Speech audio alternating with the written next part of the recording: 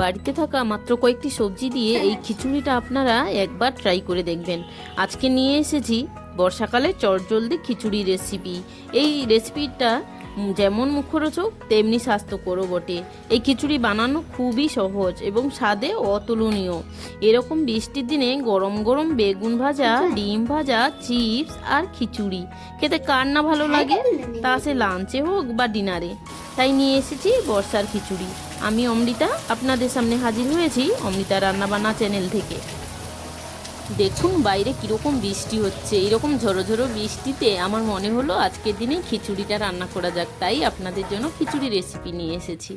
তাই এখানে নিয়ে নিয়েছি 1 বাটি গোবিন্দভোগ চাল।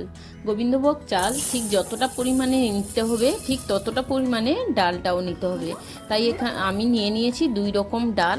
এই খিচুড়ির জন্য নিয়েছি যতটা পরিমাণ মুগ ডাল, আর নিয়েছি কিছুটা পরিমাণে মসুর ডাল, মিশিয়ে 1 বাটি করে নিয়েছি। চালটা যদি 1 বাটি নেই তবে 2 রকম ডাল মিশিয়েও 1 বাটি নিতে হবে। তো নিয়েছি আমি 2 রকম ডাল মিশিয়ে। তো এখন ডালটাকে আমি ভালোভাবে ধুয়ে নিচ্ছি হাত দিয়ে চটকে চটকে, তার কারণ ডালের মধ্যে অনেক ময়লা থাকে। এবং চালটাকেও খুব ভালোভাবে ধুয়ে নিচ্ছি। চাল ডাল আমার ভালোভাবে ধোয়া হয়ে গেছে। এখন আমি রান্নার দিকে চলে যাব। তাই আমি গ্যাসটা অন করে একটা হাঁড়িতে গরম জল বসিয়ে দিয়েছি। আর এদিকে গ্যাস অন করে কড়াই বসিয়ে দিয়েছি। কড়াইটা আমার গরম হয়ে গেছে। এখন কড়াইতে আমি সয়াবিন তেল দিয়ে দিচ্ছি। সয়াবিন তেল দিয়ে খিচুড়ির সমস্ত সবজিগুলো আমি ভেজে নেব। তাই এখন আলু দিয়ে দিচ্ছি। আলুর মধ্যে আমি 1 চামচ লবণ এবং একটু হলুদ দিয়েই আলুটাকে ভেজে নেব লাল লাল করে।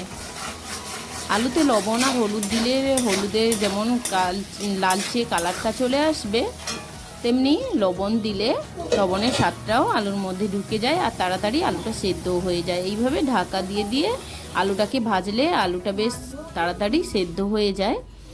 আর হলুদ দেওয়ার কারণে কালারটাও ভালো এসেছে। তো আমার আলুটা ভাজা হয়ে গেছে। এখন আমি গোবিন্দভোগ চালের ওপরেই রেখে দিয়েছি সবজিটা, তাতে আমার সবজির তেলটা এই চালের মধ্যেই ধরে যাবে। তো আমি ওই তেলের মধ্যেই এখন বরবটি দিয়ে দিলাম। বরবটিগুলোকেও লম্বা লম্বা করে কেটে নিয়েছি।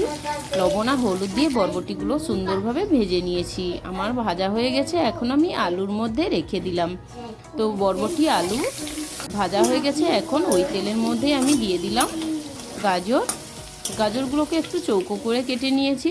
তো গাজরগুলোও আমার সুন্দরভাবে ভাজা হয়ে গেছে। গাজরগুলোকেও আমি ওই সবজির মধ্যেই রেখে দিলাম। এখন আমি সোয়াবিনগুলোকে তুলে নেব জল থেকে। কিছুক্ষণ আগেই ভিজিয়ে রেখেছিলাম সোয়াবিনগুলোকে নরম হয়ে যাওয়ার জন্য। তো সোয়াবিনগুলো আমার নরম হয়ে গিয়েছে। আমি ভালোভাবে হাত দিয়ে চেপে চেপে জলগুলোকে বের করে দিচ্ছি। জল থেকে নিকড়ে সোয়াবিনগুলো এইভাবেই হাত দিয়ে চেপে ভালোভাবেই তুলে নিতে হবে, তাহলেই সোয়াবিনটা ভালোভাবে ভাজা যাবে। তো ওই তেলের মধ্যেই আমি দিয়ে দিলাম সোয়াবিনগুলো। সোয়াবিনের মধ্যে আমি দিয়ে দিচ্ছি 1 চামচ লবণ আর দিয়ে দেব 1 চামচ হলুদ। তো লবণ আর হলুদ দিয়ে সোয়াবিনটাকে বেশ ভালোভাবে লাল লাল করে ভেজে নেব খিচুড়ির জন্য। তো লবণটাও এর মধ্যে ঢুকে যাবে আর হলুদের কালারটাও সুন্দরভাবে চলে আসবে। দেখুন আমার কত সুন্দরভাবে সোয়াবিনটা বেশ বিছিয়ে আমি ভেজে নিয়েছি। তো সোয়াবিনটাকে এইভাবে লাল লাল করে ভেজে নিতে হবে। তো এখন আমি সোয়াবিনগুলোকেও সব সবজির মধ্যে তুলে রেখে দিলাম। এখন আমার মসুর আর মুগ মিশিয়ে রাখা ডালগুলোকে আমি ওই কড়াইয়ের মধ্যে দিয়ে বেশ সুন্দর করে ভেজে নেব। যতক্ষণ না ভাজা হয় ততক্ষণ নাড়তে হবে। ডালটা যেন লেগে না যায় তলাতে, কড়াইয়ের তলাতে। আর লক্ষ্য রাখতে হবে ডালের কালারটা চেঞ্জ হওয়া পর্যন্ত। দেখুন আমার ডালের কালারটা কিন্তু খুব সুন্দরভাবে চেঞ্জ হয়ে গেছে, আর বোঝাই যাচ্ছে না 2 রকম ডাল এখানে আছে। এখন আমার ডালটা প্রায় ভাজা ভাজা হয়ে গেছে। ডালগুলোকে আমি নামিয়ে নেব গ্যাসের ওভেনটা বন্ধ করে। গ্যাসের ওভেনে আমি একটা হাঁড়িতে জল বসিয়ে দিয়েছিলাম। জলটা আমার ফুটে গেছে।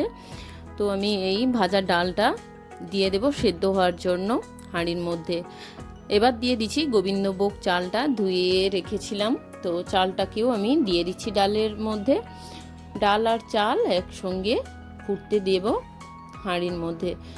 এখন হাঁড়ির ঢাকনাটা দিয়ে দেব। তো ঢাকনা দিয়ে রেখে দিলাম যতক্ষণ না ফুটে ততক্ষণের জন্য। আর এখন আমি একটা ফ্রাইং প্যান গরম করে তাতে দিয়ে দিলাম তেজপাতা আর 3টে শুকনো লঙ্কা। তো শুকনো লঙ্কা তেজপাতাটা ভাজা ভাজা হয়ে গেছে, এখন দিয়ে দিলাম গোটা ধনে আর গোটা জিরে। তো এইভাবে নেড়ে চেড়ে খুব সুন্দরভাবে ভেজে নিলাম। জিরে তেজপাতা লঙ্কা বেশ সুন্দরভাবে ভাজা ভাজা হয়ে গেছে। এখন আমি দিয়ে দিচ্ছি 5 ফোড়ন। 5 ফোড়নটাতে সব কিছু আছে, তাই 5 ফোড়নটা অবশ্যই দিতে হবে। এখন সব কিছু মশলা ভাজা হয়ে গেলে আমি শিলনোড়ায় গুঁড়িয়ে নিচ্ছি। শিলনোড়াতে সুন্দরভাবে আমার গুঁড়ানো হয়ে গেছে। এখন আমি চলে এসেছি রান্নার পর্বে। তো হাঁড়িতে চাল আর ডালটা ভালোভাবে সেদ্ধ হয়ে গেছে। এখন আমি পরিমাণ মতো লবণ আর হলুদটা অ্যাড করে দিলাম। তো এখন সবজিগুলো দিয়ে দেব। ভেজে রাখা সবজি ও সয়াবিন একসঙ্গে দিয়ে দিচ্ছি এই হাঁড়ির মধ্যেই। দিয়ে ভালোভাবে চামচের দ্বারা মিক্সড করে নেব। তো সব কিছুকে আমি আবারও মিক্সড করে নিলাম। এখন আমি সেদ্ধ হওয়ার জন্য ঢাকনা দিয়ে ঢাকিয়ে দিলাম কিছুক্ষণের জন্য। আর পাশের ওভেনে আমি একটা ফ্রাইং প্যানে গরম করে নিচ্ছি। তো এখন আমি একটা মশলা বানিয়ে নেব। এই মশলাটা অবশ্যই দিতে হবে। তো আমি কিছু টমেটো কুচিয়ে রেখেছিলাম, তো টমেটোটাকে এখন দিয়ে দিলাম ফ্রাইং প্যানে ভাজার জন্য। টমেটোটাকে একটু ঢাকনা দিয়ে সেদ্ধ করে নিলাম যাতে তাড়াতাড়ি টমেটোটা সেদ্ধ হয়ে ভাজা ভাজা হয়ে যায়। টমেটোটা ভালোভাবে ভাজা ভাজা হয়ে গেলে দিয়ে দিচ্ছি লবণ, তাতে টমেটোটা আরও সুন্দরভাবে গলে যাবে নরম হয়ে। তো এখন টমেটোটাকে আবারও নেড়ে চেড়ে ভেজে নিয়ে মাঝে একটু জায়গা করে নেব। তাতে দিয়ে দেব গ্রেট করে রাখা আদা। গ্রেট করে রাখা আদাটাকেও বেশ সুন্দরভাবে ভেজে নেব নেড়ে চেড়ে। তো আদাটাও সুন্দর করে ভেজে নেওয়ার পরেই একসঙ্গে টমেটোর সঙ্গে মিশিয়ে নেব আমরা। নিয়ে একটা পেস্ট বানিয়ে নেব। সুন্দর একটা পেস্ট বানানো হয়ে গেছে আমার। দেখুন আদা আর টমেটোটা সুন্দরভাবে মিশে গেছে আর সুন্দর ভাজা হয়ে গেছে, খুব সুন্দর একটা সেন্ট উঠেছে। তো এখন আমি হাঁড়ির মধ্যে দিয়ে এই খিচুড়ির সঙ্গে মিশিয়ে নিলাম এই পেস্টটি। এর দ্বারা খিচুড়ির স্বাদ অনেক ভালো হয়। টমেটো বাটা দেওয়ার থেকেও ভেজে দেবেন, অবশ্যই ভালো হবে। তো এখন আমি দিয়ে দেব 2 চামচ ঘি। তো ঘিটা এই অবস্থাতেই দেবেন, তাহলে ভালো লাগবে খিচুড়ির স্বাদটা। তো 2 চামচ ঘি দেওয়ার পরেও আমার মনে হচ্ছে আমার খিচুড়ির পরিমাণটা অনেক বেশি, তো ঘিটা আমার আরও লাগবে। তো সেই জন্য আমি আরও 2 চামচ মতন ঘি দিয়ে দেব এই খিচুড়ির মধ্যে। তো এখন আমি ঘিটা দিয়ে দিলাম যতটা পরিমাণ আমার লাগবে। আপনারা আপনাদের পরিমাণটা বুঝে অবশ্যই ঘিটা দিয়ে দেবেন এবং এইভাবে নেড়ে চেড়ে নেবেন। তো আমার বেশ সুন্দরভাবে খিচুড়িটা হয়ে গেছে। এখন আমি দিয়ে দিলাম গরম মশলা। তো গরম মশলাটাও অ্যাড করে দিচ্ছি এই খিচুড়ির সঙ্গে, প্রায় 1 চামচ মতন দিয়ে এখন বেশ ভালোভাবে মিক্সড করে নিচ্ছি। তো এরপরেই আমি যে মশলাটা বানিয়ে রেখেছিলাম সেই মশলাটা অবশ্যই অ্যাড করে দেব। খিচুড়ির চালটা দেখে নিতে হবে আর লবণ ঠিক আছে কিনা অবশ্যই বুঝে দিয়ে দেবেন। আর আপনারা যদি মিষ্টি খেতে আরও বেশি পছন্দ করেন তাহলে এই অবস্থাতেই একটু চিনি অ্যাড করে দেবেন। তো আমরা বেশি চিনিটা পছন্দ করি না, তাই চিনি দিলাম না, আপনারা চাইলে দিতে পারেন। তো আমার খিচুড়ি প্রায় হয়ে গেছে। এই সময় আমি দিয়ে দেব আমার হাতে বানিয়ে রাখা এই ভাজা মশলার গুঁড়োটা। ভাজা মশলার গুঁড়োটা না দিলে খিচুড়িটা অসম্পূর্ণ।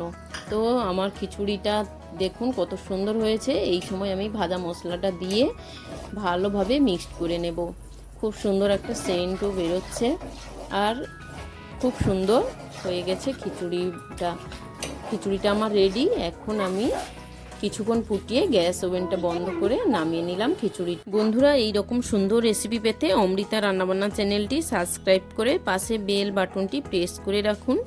আর রেসিপি ভালো লাগলে অবশ্যই লাইক কমেন্ট শেয়ার করে পাশে থাকার অনুরোধ রইল। ফিরে আসছি পরের রেসিপিতে, ততক্ষণের জন্য ভালো থাকবেন, সুস্থ থাকবেন। আর আপনারা কি রেসিপি দেখতে চান আমার কাছে অবশ্যই সেটা কমেন্টে বলবেন। এই পর্যন্তই, টাটা। বাহ বাহ বাহ বাহ বাহ বাহ বাহ, মন তো নেচেই উঠলো সব।